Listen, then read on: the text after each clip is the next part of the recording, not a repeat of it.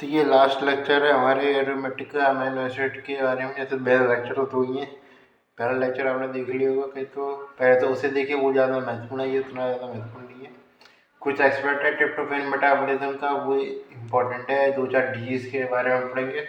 वो कुछ होता है एंजाइम से कोई रिलेशन नहीं है कुछ खास उनका, वो चीज़ है, ये चीज़ जानना है, एंजाइम से कुछ खास रिलेशन नहीं है। इस चैप्टर की बड़े हिस्से जो लेक्चर है डिजीज़ का। हाँ, मेन मैं बात करूँगा, फिर भी इसमें सिंथेसिस के लिए इम्पोर्टेंट है कि ट्रिप्टोफैन बेट का जो सिंथेसिस है वो बहुत सारी चीज़ों के सिंथेसिस में यूज होता है। एक एक करके बात करते हैं। ट्रिप्टोफैन जो होता है हमारा, सबसे पहले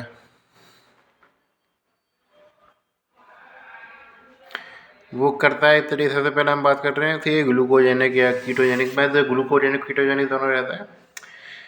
तो उसका सिंपल सी बात है, पायरोलेज होता है ट्रिप्टोफैन पायरोलेज, इसमें ऑक्सीडेशन जुड़ता है, ऑक्सीडेशन हो जाता है, पायरोलेज एंजाइम है इधर। और इसमें क्या होता है हमारा एन फॉर्माइल काइन यूरिनेज बनता है, एन फॉर्माइल काइन यूरिनेज बनता है, एन फॉर्माइल काइन यूरिनेज, ये मेन इंपॉर्टेंट है, थोड़ा सा ये ध्यान रखना।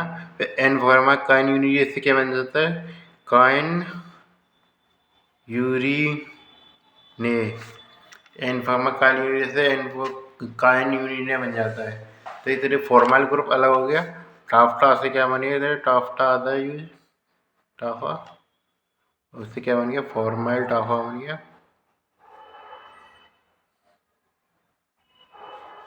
तो इसलिए क्या बन गया, 1 कार्बन पूल बन गया इस तरीके से। तो ये डिफरेंट प्रोडक्ट हैं जो बन जाते हैं। तो ये एक तरीके से कोई इजी क्वेश्चन बनाना होगा, जैसे ज़्यादा टफ नहीं करना होगा, तो उसमें पूछा था कि क्या क्या प्रोडक्ट बनते हैं, तो वो उसका सिंथेसिस होता है। तो मान चलिए कौन कौन से प्रोडक्ट बनते हैं, उसने 5 नंबर दे दिया, तो खाली प्रोडक्ट के नाम लिख के तो आएंगे नहीं, फिर आपको बताना पड़ेगा कौन कौन से प्रोडक्ट बनते हैं। तो 1 कार्बन पूल बनता है हमारा इससे, टाफा। तो काइन यूरिने की बात करें, काइन यूरिने से उसके बाद क्या बन जाता है, hydroxy Kine यूरिने।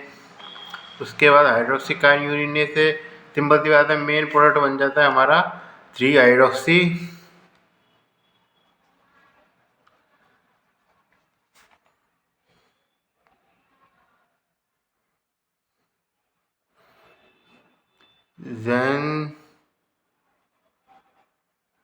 जेनफ्रेनिलिक acid.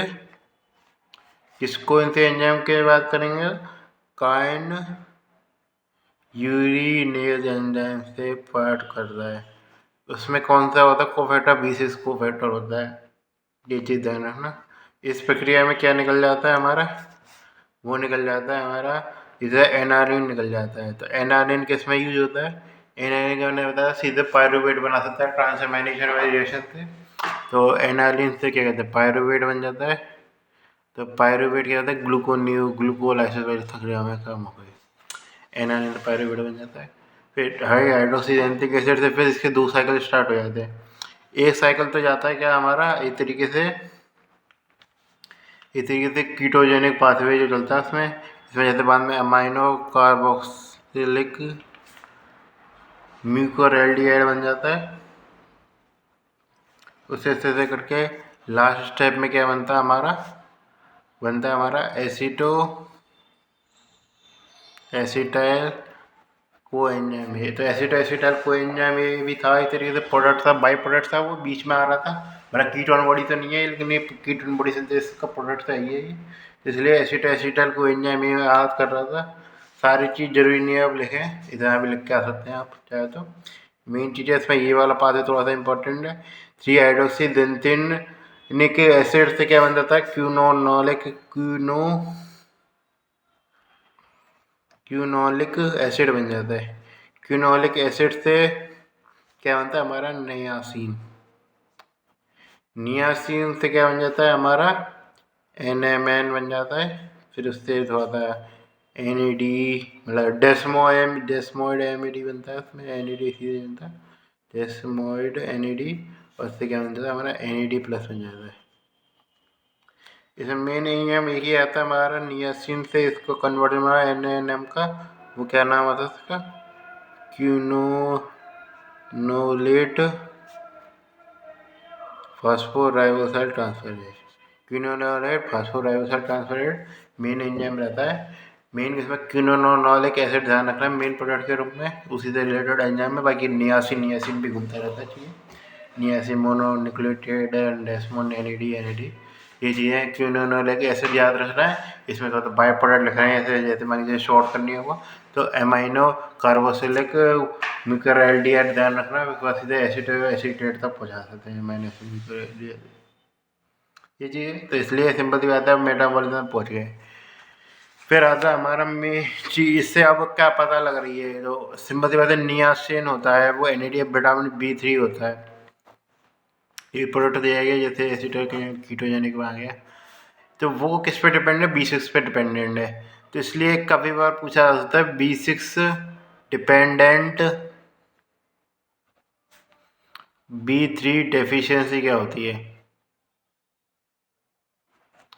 B6 dependent B3 deficiency क्या होती है, तो वो ये चीज़ होती है कि B6 कायल यूरिनेज जो एंजाइम होता है उसका B6 को फैक्टर रहता है। यदि इसमें मतलब B6 नहीं है, कायल यूरिनेज काम नहीं करेगा तो ये आगे स्टेप होंगी, एनालिन तक सिंथेसिस नहीं हुआ चलिए ट्रिप्टोफैन कुछ काम का रहेगा नहीं हमारा, बस 1 कार्बोपुल बन सकता है या फिर सेरोटोनिन बन सकता है, उसके अलावा कुछ काम का रहेगा नहीं हमारा।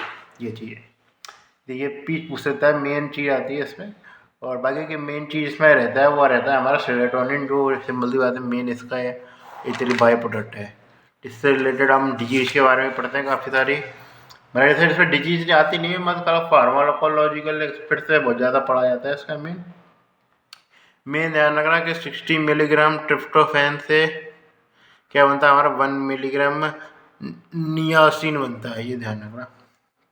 ये चीज़ें तो नियासिन डेफिशिएंसी वो देखने को मिल जाती है काफ़ी कॉमन है। मैं ट्रिप्टोफैन की कोई सी भी डिजीज होगी उसमें नायासिन डेफिशिएंसी देखने को मिलेगी, क्योंकि सिंपल सी बात है काफ़ी ज़्यादा ट्रिप्टोफैन यूज हो रहा है 1 ग्राम नियासिन बनाने में, 1 मिलीग्राम नियासिन बनाने में। तो ट्रिप्टोफैन से क्या होगा, जैसे मतलब पायरोलाइड बनाया था, अब इसमें हाइड्रोक्सिलेज होगा, और मतलब क्या कहते हैं हाइड्रोक्सिलेज का डीहाइड्रोजनेज यूज होगा।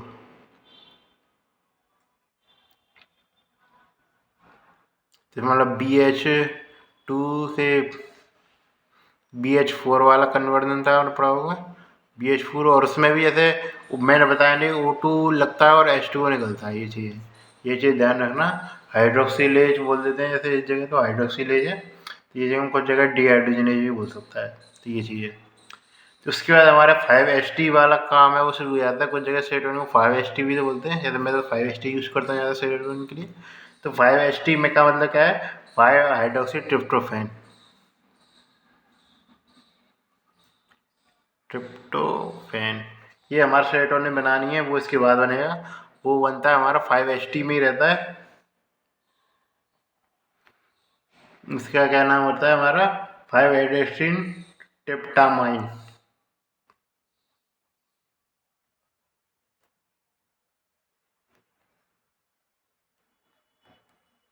ये चीज़ ध्यान रखना। ट्रिप्टोफैन का नाम, सेरोटोनिन का नाम 5-हाइड्रोक्सी ट्रिप्टोफैन नहीं होता, उसका नाम होता है हमारा 5-हाइड्रोक्सी ट्रिप्टामाइन 5HT। और सेरोटोनिन से आगे चल के एक अल्टरनेटिव पाथवे आएगा, डिग्रेडेशन वाला पाथवे रहता है, जिससे 5-हाइड्रोक्सी इनिडोल एसिटिक एसिड बन जाता है। और ये एंजाइम मैंने सब माओ पढ़ाए थे, माओ वाला यूज होता है इसके एंजाइम में। तो माओ इनिबिटर को यूज कर सकते हैं तो सेरोटोनिन बढ़ाने के लिए। और साइड इफेक्ट किस प्रकार आ जाएगा, उससे कि कैल्सिटोनिन जो कैटाकोलामाइंस है उसका लेवल बढ़ जाएगा, क्यों बढ़ जाएगा पहले में। तो ये फार्माकोलॉजिकल होते हैं, साइड इफेक्ट बताने भी होते हैं, तो उसके भी कारण होते हैं। ये आप पास में आप इन चीज़ों को याद रखेंगे तो सिंपल सी बात है, ज़्यादा से ज़्यादा आपके क्या अच्छा होगा। सेरोटोनिन से आगे चल के आप क्या कहते हैं एसिटाइल से स्टेशन हो जाता है उसका, एसिटाइल सेरोटोनिन हो जाता है, और एसिटाइल सेरोटोनिन से बन जाता है हमारा लास्ट में वो बन जाता है हमारा मेलेटोनिन। ये चीज़ याद रखना, मेलेटोनिन पीनियल ग्लैंड का होता है, दैनिक लय बनाने में काम होता है। आपने पढ़ा होगा शायद 11वीं में पढ़ा होगा कि दैनिक लय की मेंटेन में मेलेटोनिन हार्मोन यूज होता है। तो मेलेटोनिन बन गया, सेरोटोनिन बन गया हमारा, ये तेरे 1 का वो कहते हैं एसिटोसिस केटोजेनिक साइकिल हो गई, NAD बन गया हमारा, नियासिन बन गया, और क्या कहते हैं एनालिन बन गया कि वो ये 1 कार्बन ग्रुप बन गया। तो ये सारे के सारे आपको नाम लिख रहे हैं। 2 नंबर क्वेश्चन पूछे तो खाली आपको नाम लिख के आना है, 5 नंबर क्वेश्चन पूछे तो आपको रफ लेवल पे तो उसका साइकिल लिखना पड़ेगा, प्रत्येक साइकिल। ये चीज़ है। डिसऑर्डर्स के बारे में बात करें जाए तो पूछ सकता है आपसे एक एक डिसऑर्डर जैसे मैं जब पेपर दिया था सामने से कार्पोरेट ट्यूमर काफ़ी क्वेश्चन कॉमन क्वेश्चन है। कार्पोरेट ट्यूमर,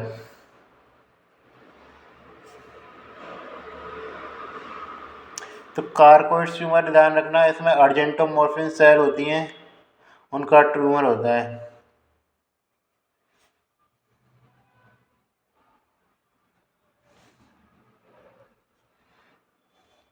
अर्जेंटोमॉर्फिन सेल से ट्यूमर से क्या होगा, इस तरीके से सेरोटोनिन का लेवल होगा वो बढ़ जाएगा, क्योंकि बहुत ज़्यादा लेवल पर सेरोटोनिन बनना है, तो हाई सेरोटोनिन मिलता है हमको।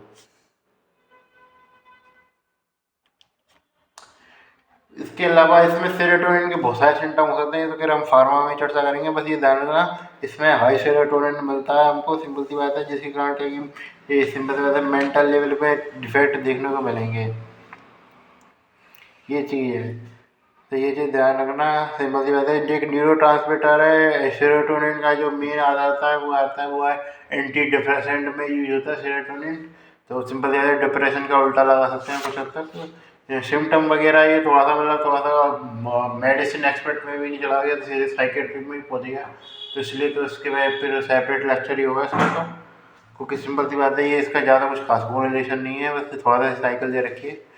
कॉर्कोइड ट्यूमर के बाद हम दूसरी बात करते हैं, वो करते हैं हार्ट एंड डिजीज। और जैसे हम बात करते हैं नियासिन की डेफिशिएंसी मिलेगी नहीं मिलेगी, वो मिलेगी, क्योंकि सिंपल सी बात है, उसमें सिंपल सी बात सिस्टम इसमें ज़्यादा जा रहा है, सेरोटोनिन में ज़्यादा यूटिलाइज हो रहा है। और सिंपल सी बात है, 1 मिलीग्राम बनाने में 60 मिलीग्राम चाहिए थे ट्रिप्टोफैन, तो ट्रिप्टोफैन कहीं भी थोड़ा बहुत भी यदि कम भी हो जाएगा, मान के चलिए डिफेक्ट मैकेनिज्म में जाए, थोड़ा सा ट्रिप्टोफैन का इस पाथवे में जो योगदान है वो कम भी हो जाएगा, मान के चलिए ग्लूकोजेनिक पाथवे या कीटोजेनिक पाथवे के कीटोन मोड, तो इसमें यदि योगदान होगा तो कम भी हो जाएगा, तब भी सिंपल सी बात है उसको क्या हो जाएगा, इस तरीके से नियासिन की डेफिशिएंसी हो सकती है हमारी।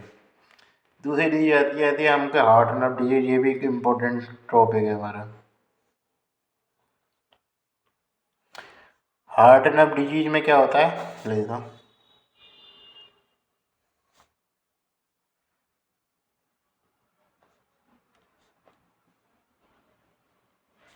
हार्ट नर्व डिजीज में क्या होता है, इस तरीके से एब्जॉर्प्शन कम होता है।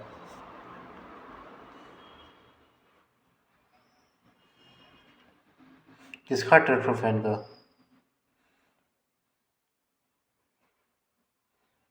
ट्रिप्टोफैन का एब्जॉर्प्शन कम होता है हार्ट नर्व डिजीज में, तो इसलिए ये इस तरीके से पूरा सिस्टम रहता है, corporate tumour, heart nerve disease, इसमें एब्जॉर्प्शन कम हो गया, अर्जेंटोमॉर्फिन सेल का ट्यूमर होने से क्या हो गया, सेरोटोनिन लेवल बढ़ जाता है, सेरोटोनिन स्ट्रॉन्ग मान लीजिए, किसी मान लीजिए उसको। ये चीज़ है कुछ, मतलब हिस्टीडीन की बात करके चलें, तो हिस्टीडीन में मेन चीज़ रहती है हिस्टीडीन की, उसमें से एक डिजीज आती है।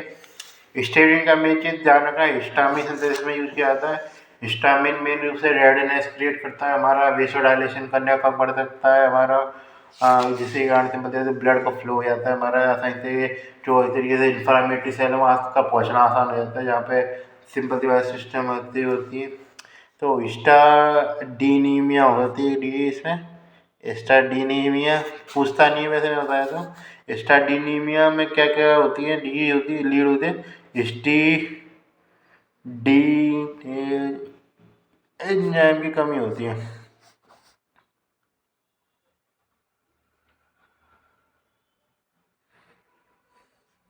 स्टीडेज होता है, स्टीडेज एंजाइम की कमी होती है, ये होता है स्टीडेज, स्टीडिनीमिया होगा। इस प्रकार है हमारा एरोमेटिक अमीनो एसिड का जो मेटाबॉलिज्म है खत्म हो गया। चैप्टर वैसे ही देखे तो 2 लेक्चर में खत्म हो गया, ज़्यादा बड़ा नहीं था। इससे पता चलता है, आप कंपेरिजन आप ग्लूकोज वाले मेटाबॉलिज्म से कंपेयर करें तो ज़्यादा बड़ा लगा नहीं। देखो उसमें कितनी सी चीज़ जा रही है, इसमें तो बहुत ज़्यादा बड़ी बड़ी चीज़ जा रही है, और प्रत्येक पे केस बन सकता है प्रॉपर आप देखें तो। और प्रॉपर फार्मा का एस्पेक्ट से काफ़ी इंपॉर्टेंट चैप्टर है, मतलब ये वाले खासकर ट्रिप्टोफैन वाला पोर्शन है वो, तो खासकर सेरोटोनिन को, चूँकि पूरी एंटी डिप्रेसेंट में इसी का ही बोलबाला रहता है, माओ इनहिबिटर यूज़ करते हैं, सेरोटोनिन का लेवल बढ़ाना होता है हमको इसके लिए, तो ये चीज़ होती है, इसका पता होना चाहिए इसके बारे में। मेन इसका योगदान रहता है हमारा सेरोटोनिन दान है, क्या क्या प्रोडक्ट बनने हैं, आपको ये चीज़ ध्यान रखनी है, कैसे कैसे आपको अंदाजा तक याद रखना है कि कौन से एंजाइम से क्या होता है। ज़्यादा कि मैं जैसे फार्मा में पढ़ा हूँ, जैसे फार्मा में तो मैं चर्चा करूँगा इसके द्वारा, जैसे अब आप जैसे कुछ किताबें पढ़ते हैं उसमें दे नहीं रखा होता है, तो सिंपल सी बात है आपको पता होना चाहिए इसके बारे में, क्योंकि सिंपल सी बात है मैंने पढ़ाया है तो थोड़ा बहुत पता होना चाहिए, क्योंकि क्वेश्चन ही पूछ सकता है उससे प्रत्येक प्रोडक्ट के बारे में।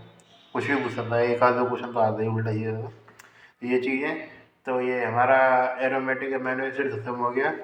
हाँ, एक चैप्टर हमारे बताया एलिफेटिक अमीनो एसिड का, वो खत्म होते ही लगभग प्रोटीन मेटाबॉलिज्म तो खत्म हो जाएगा, लेकिन कुछ बायो चैप्टर से बचे रहेंगे, उनको भी हम खत्म करने का प्रयास करेंगे। और मेटाबॉलिज्म हमारा लगभग एक लास्ट सा पोर्शन रहने वाला है। उसके बाद बायोकेमिस्ट्री हम काफ़ी देर बाद उठाएंगे और सब्जेक्ट हमारे चलेंगे मेन।